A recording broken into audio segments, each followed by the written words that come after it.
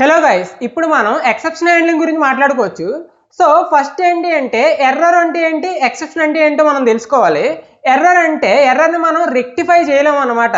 Okay, ఒకసారి వచ్చిందంటే దాన్ని మనం ఏం చేయలేం, బట్ ఎక్సెప్షన్ని హ్యాండిల్ చేయొచ్చు మనం. ఓకే, ఫర్ ఎగ్జాంపుల్ మీకు 2 GB ఆఫ్ మొబైల్ ఉంది మీ దగ్గర, 2 GB ర్యామ్తో.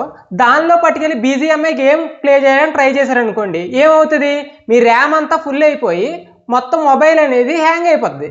సో ఇది ఎర్రర్ అన్నమాట, అంటే అవుట్ ఆఫ్ మెమరీ అయిపోద్ది, దీన్ని మీరు ఏం చేయలేరు. ఓకే, బట్ మీకు ఇంకొక ఎగ్జాంపుల్ చెప్తాను.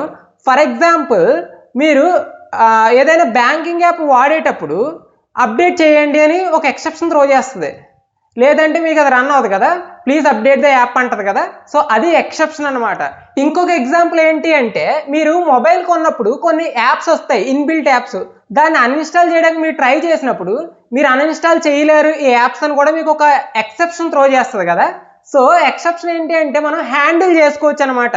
సంథింగ్ వీడు ఎవరైనా అన్ఇన్స్టాల్ చేయడానికి ట్రై చేసినప్పుడు వీళ్ళకి ఒక ఎక్సెప్షన్ త్రో చేయి, అన్ఇన్స్టాల్ చేయడానికి వీలవదు అని మీరు స్పెసిఫై చేస్తారనమాట. ఇదే ఎర్రర్కి ఎక్సెప్షన్కి ఉన్న డిఫరెన్స్.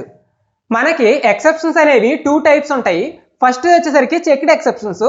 అన్ని కంపైలేషన్ ఎర్రర్స్ అన్నీ కూడా చెక్డ్ ఎక్సెప్షన్ కిందకి వస్తాయి. అసలు కంపైలేషన్ ఎర్రర్స్ అంటే ఏంటి అంటే, ఫర్ ఎగ్జాంపుల్ మీరు లైన్ రాసి చివరిలో సెమీకోలన్ పెట్టలేదు అనుకోండి, కంపైలేషన్ ఎర్రర్ వస్తుంది కదా, అదే కంపైలేషన్ ఎక్సెప్షన్ అనమాట. ఓకే, దీన్ని చెక్డ్ ఎక్సెప్షన్స్ అంటాం. ఇంకా రెండోది వచ్చేసరికి అన్చెక్డ్ ఎక్సెప్షన్ అనమాట. అన్చెక్డ్ ఎక్సెప్షన్స్ అంటే run time exceptions. For example మీరు A = 2 అని ఇచ్చారు, B = 0 అని ఇచ్చారు. A/B చేసినప్పుడు మీకు ఏమవుతుంది అంటే కంపైల్ చేసినప్పుడు ఎర్రర్ రాదు, బట్ రన్ చేసినప్పుడు మీకు ఎర్రర్ వస్తుంది కదా. సో అదే రన్ టైమ్ ఎర్రర్, దీన్నే అన్చెక్డ్ ఎక్సెప్షన్స్ అని అంటాం అనమాట. చెక్డ్ ఎక్సెప్షన్స్ని హ్యాండిల్ చేయాలి అంటే మనకి 2 విధాలుగా హ్యాండిల్ చేయొచ్చు. ఒకటి ఏంటి అంటే ట్రై క్యాచ్ వాడుకోవచ్చు, రెండోది త్రోస్ అనే కీవర్డ్ కూడా వాడుకోవచ్చు. అన్చెక్డ్ ఎక్సెప్షన్స్ హ్యాండిల్ చేయాలంటే ఓన్లీ మనం ట్రై క్యాచ్ వాడాలన్నమాట. ఓకే, సో ఇప్పుడు మనం ఎక్సెప్షన్ హ్యాండ్లింగ్ ని ప్రాక్టికల్ గా ఇంప్లిమెంట్ చేద్దాం. ప్రెసెంట్ అయితే నేను ఎక్సెప్షన్ హ్యాండ్లింగ్ అని ఒక క్లాస్ క్రియేట్ చేస్తున్నాను. సో మెయిన్ మెథడ్ ఇచ్చాను దానికి. ఓకే, సో ఇప్పుడు నా ఉద్దేశం ఏంటి అంటే నేను 3ని 0తో డివిజిబుల్ చేసినప్పుడు నాకు ఎర్రర్ వస్తుంది, ఎందుకంటే 0తో ఏ నెంబర్ డివిజిబుల్ కాదు కదా. సో అలాంటప్పుడు నేను ఏం చేస్తానంటే, ట్రై చేయి, నువ్వు 3ని 0తో డివైడ్ చేయడానికి ట్రై చేయి, 0 వచ్చింది అనుకో, ఒక ఎర్రర్ నాకు ఇవ్వి అని చెప్పి నువ్వు మెన్షన్ చేయాలి, ప్రోగ్రామ్కి నువ్వు చెప్పాలి.